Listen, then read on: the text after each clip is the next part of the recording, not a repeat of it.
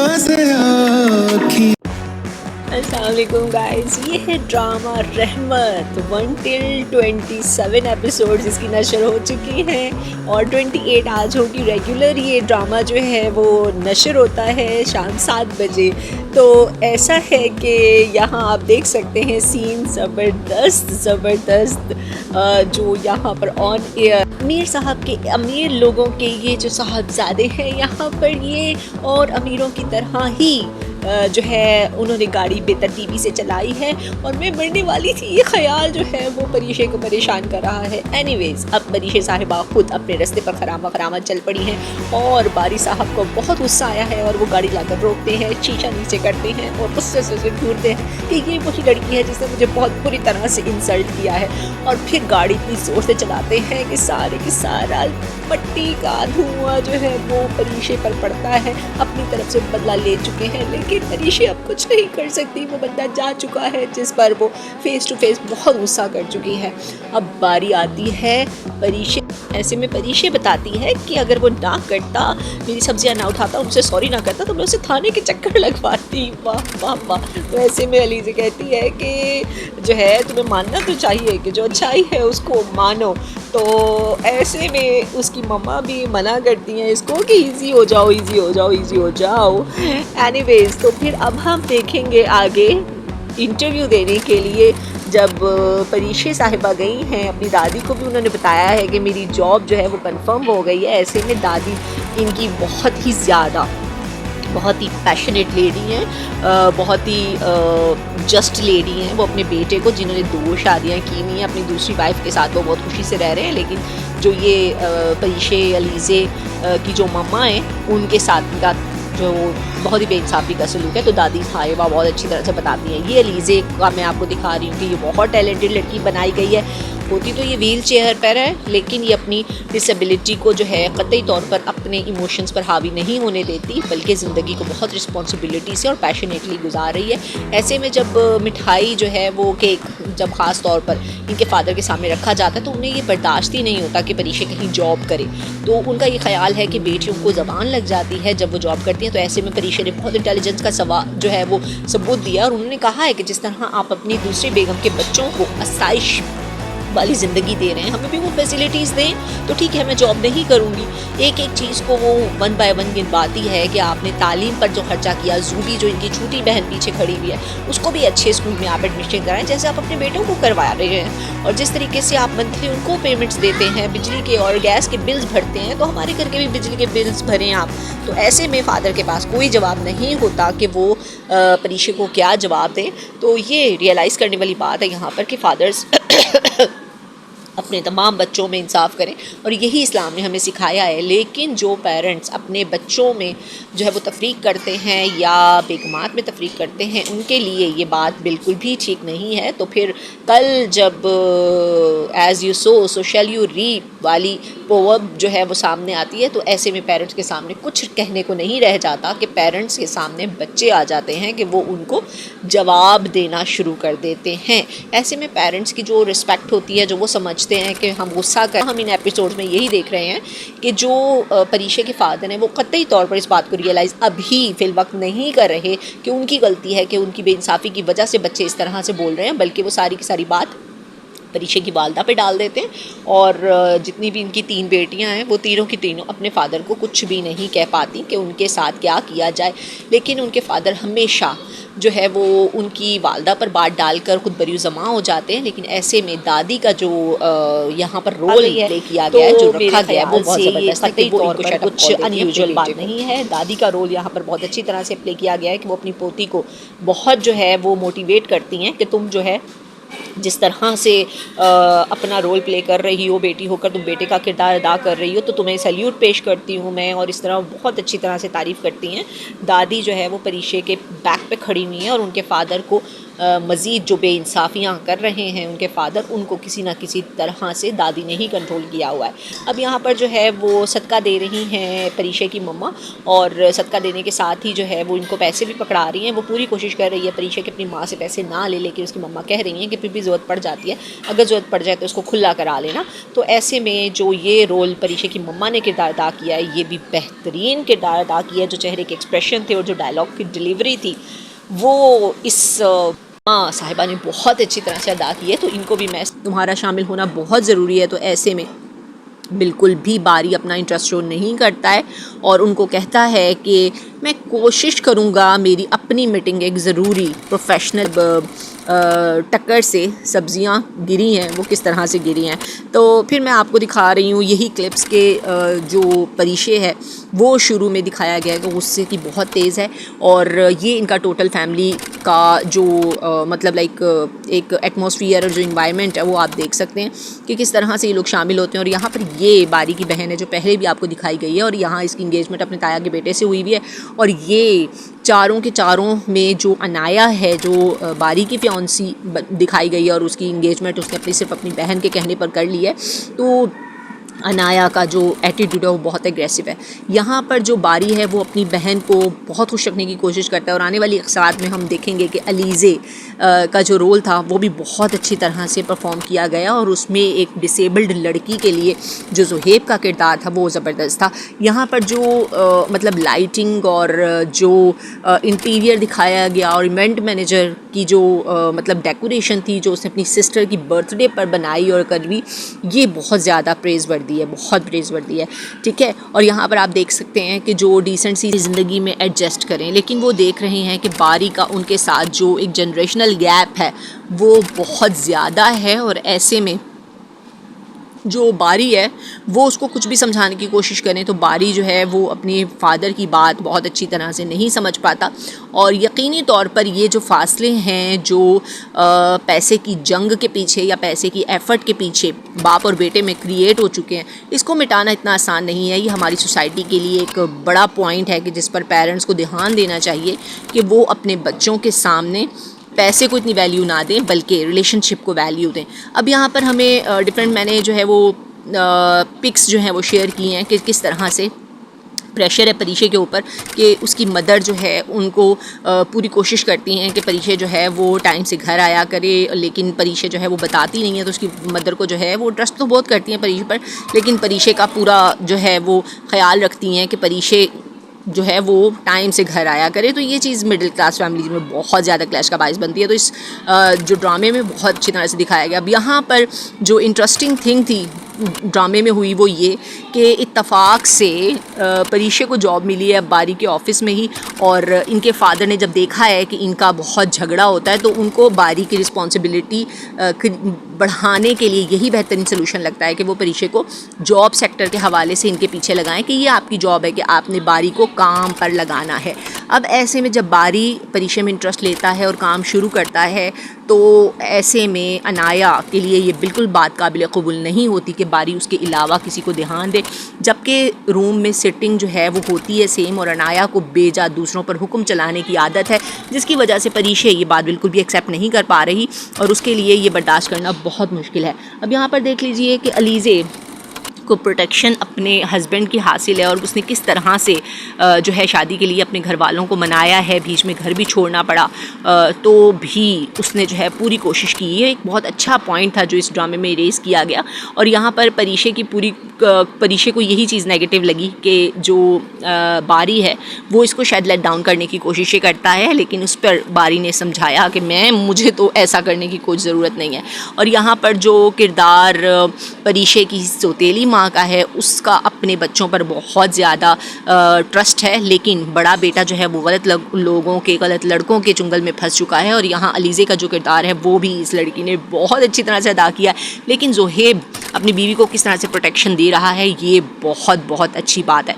यहाँ पर इस खातून का भी किरदार जो है वो ड्रामे में बहुत अच्छा है कि अगर सोसाइटी में कोई डिसेबल्ड लड़कियों के इमोशंस का भी ख्याल कर रहा है तो बाकी सोसाइटी के लोगों को भी ये ख्याल करना चाहिए कि वो अच्छाई का साथ दें।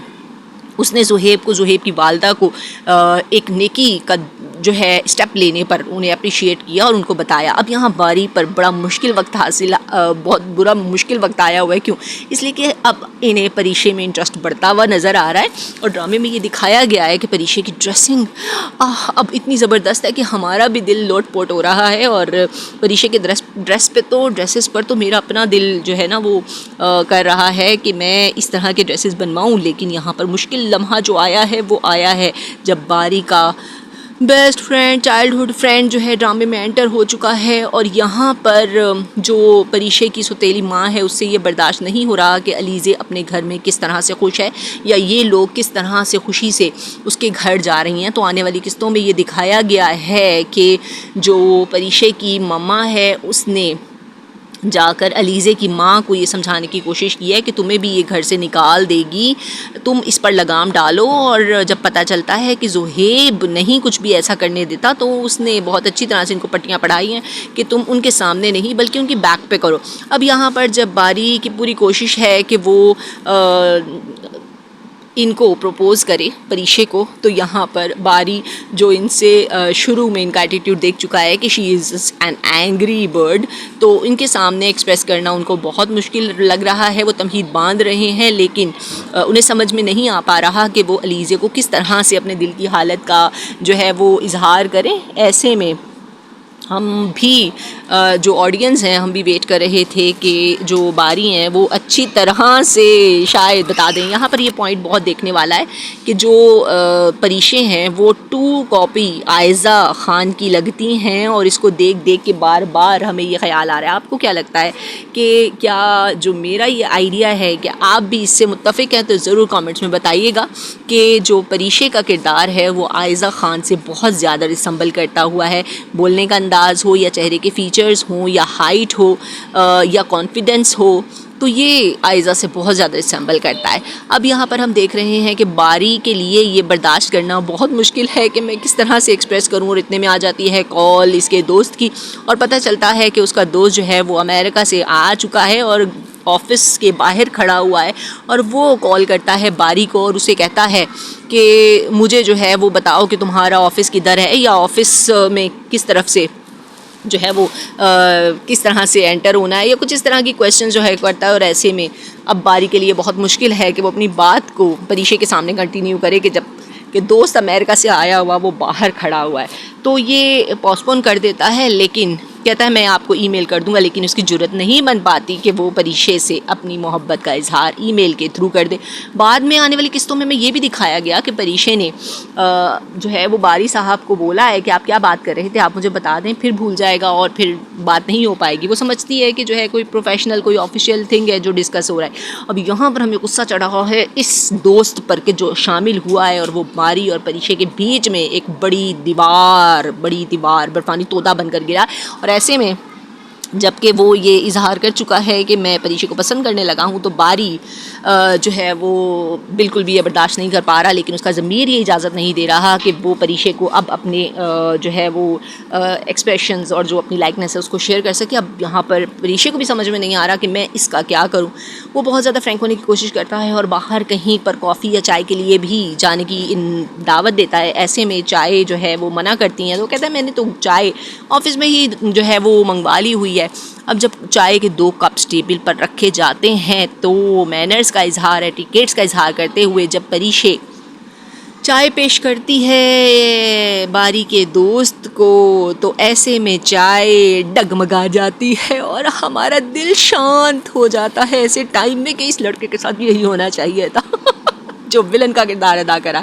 ऐसे में आ जाता है बीच में बारी जो देख लेता है कि परीक्षे उसको टिश्यू पेपर्स दे रही है और इस तरह परीक्षे भी जो परीक्षे जिसको पता नहीं है कि बारी क्या फ़ील करता है क्या नहीं, लेकिन वो उसके एक्सप्रेशन से कुछ खुद फील करती है और इंटरनली उसको बारी के दोस्त को इंस्ट्रक्शंस देकर कमरे से भाग निकलती है। तो आप देख सकते हैं इस ड्रामे की असली एपिसोड्स जब तक आप खुद नहीं देखेंगे तो आपको मज़ा भी नहीं आएगा। इसलिए 1 2 3 स्टार्ट हो जाइए और आने वाली किस्तों का मज़ा लीजिए। अब यहाँ जो बारी का दोस्त है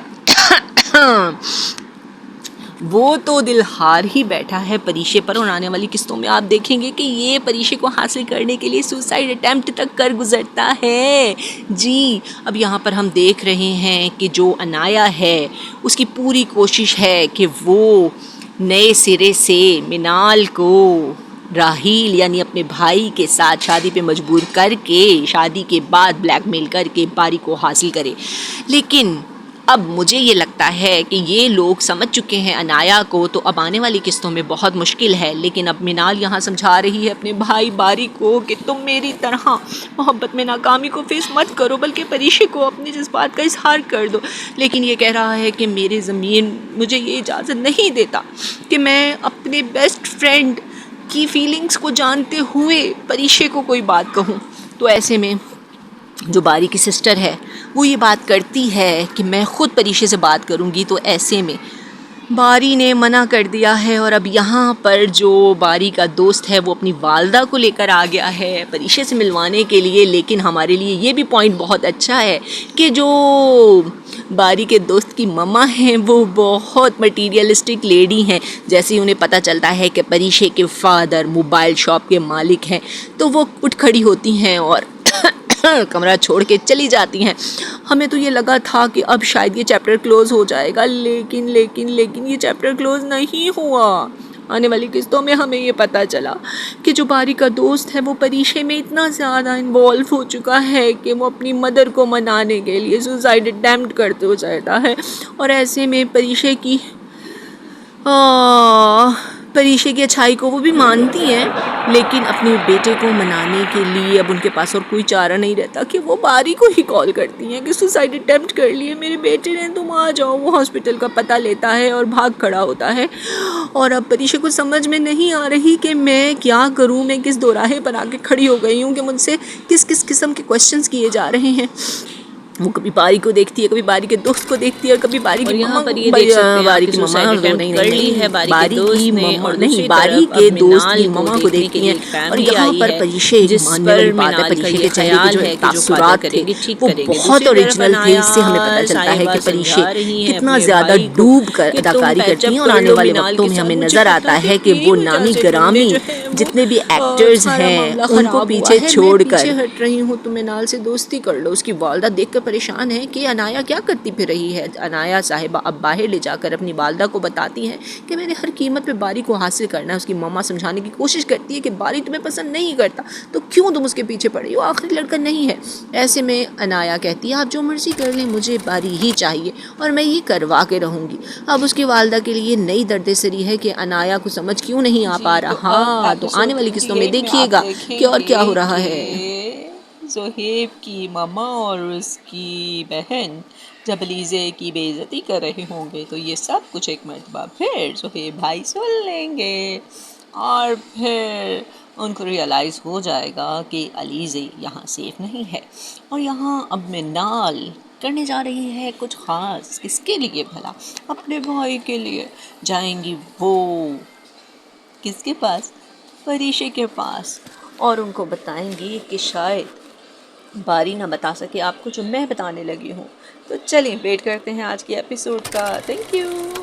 तो परीशा की ट्रेन का सिर्फ और सिर्फ मिनाल को पता है कि वो छूट के जा रही है, लेकिन बारी बीच में आकर उसने बता भी नहीं दिया परीशा को। और यहाँ अनाया अपनी चालों में मसरूफ़ है और ये बीच में जो विलन है ये शाम को लेके जा रहा है रिश्ता और इसको पहले बताना चाहता है और गुस्सा में देख रहे हैं हम परीशा को। अब देखें। और हाँ, जाते जाते चैनल को सब्सक्राइब करना मत भूलिएगा अगर आप हमारे चैनल पर न्यू हैं, और चैनल को लाइक करना मत भूलिएगा, वीडियो को शेयर करना मत भूलिएगा। Thank you, take care.